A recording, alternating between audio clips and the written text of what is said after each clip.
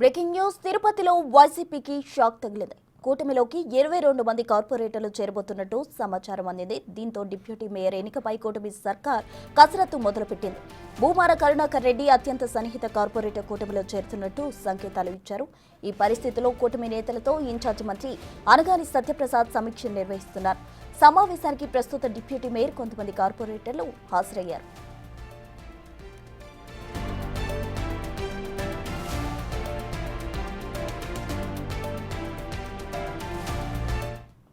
కూటమిలోకి వైసీపీకి చెందిన కొందరు కార్పొరేటర్లు రాబోతున్నట్టు సమాచారం. పూర్తి వివరాలు మా ప్రతినిధి దామోదర్ అందిస్తారు. దామోదర్,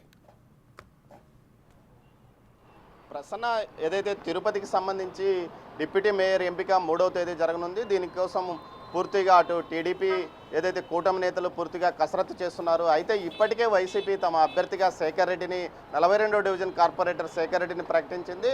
20 మంది ప్రస్తుతం ఆయనతో క్యాంపు కూడా వెళ్ళిన పరిస్థితి. అయితే మొత్తం మీద కరుణాకర్ రెడ్డికి అత్యంత నమ్మకమైన కీలకమైన అనుచరులుగా వ్యవహరించిన వ్యక్తులు కూడా ప్రస్తుతం ఏదైతే తిరుపతిలోని పాయ్ వైస్రాయ్ హోటల్ మనం చూడొచ్చు.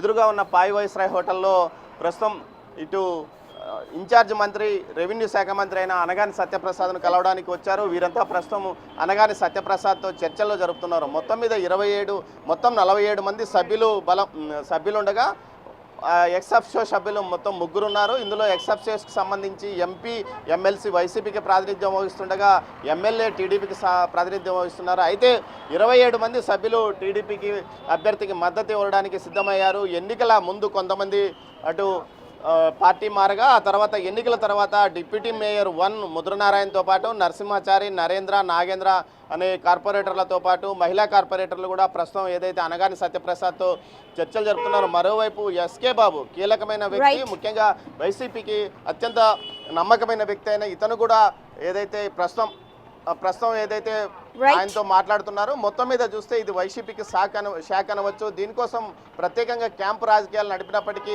వైసీపీకి మాత్రం ఇది ఇబ్బందికరమైన పరిణామంగా చెప్పొచ్చు. Prasanna. Right Damodar, thank you.